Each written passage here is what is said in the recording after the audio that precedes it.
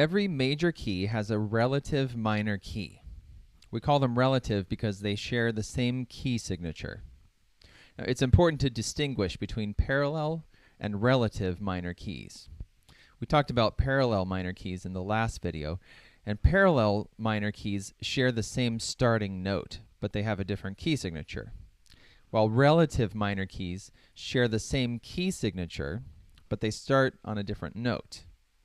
Let's use the key signature of 1 sharp as an example. This could be the key of G major, but it could also be the key of E minor. Both of these scales include all the same notes. They have all white notes except for 1 F sharp. The only difference is which note the scale begins and ends on.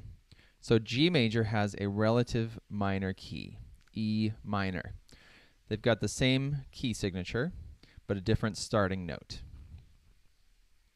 And now I'd like to describe 2 ways of finding the relative minor key for whatever major key you happen to be in. One way to find the relative minor is by counting up to the 6th note in the major scale. Notice if we begin a G major scale and count up, our 6th note is E.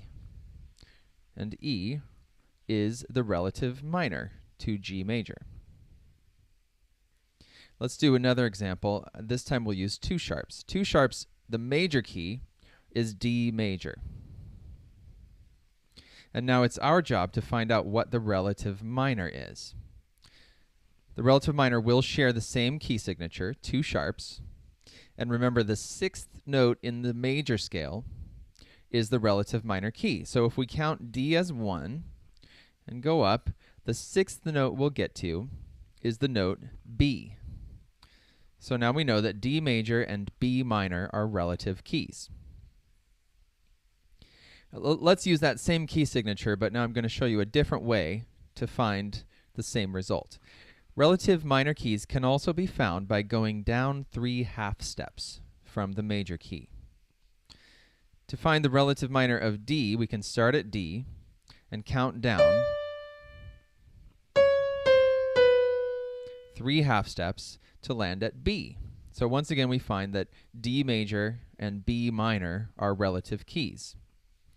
Now, there's one bit of danger here. If you're using the down 3 half steps method to find relative minor keys, make sure that you skip 1 letter. Now, this was no problem with D major and B minor. We automatically skipped over the note C. But what if we started with 4 sharps? Our major key is E major with 4 sharps. But to find the relative minor, we'll start on E and count down 3 half steps. Now this note can be called either C sharp or D flat. Your spelling will always be correct if you skip 1 letter. So in this case, we'll start on E, skip over the letter D, so we can't call it D flat, and we must call this C sharp minor, not D flat minor. So remember, parallel keys share the same starting note, but a different key signature. Relative keys share the same key signature, but they have a different starting note. And practice these a lot until you can get very quick and natural at finding both the major key, the relative minor key, as well as the parallel minor key.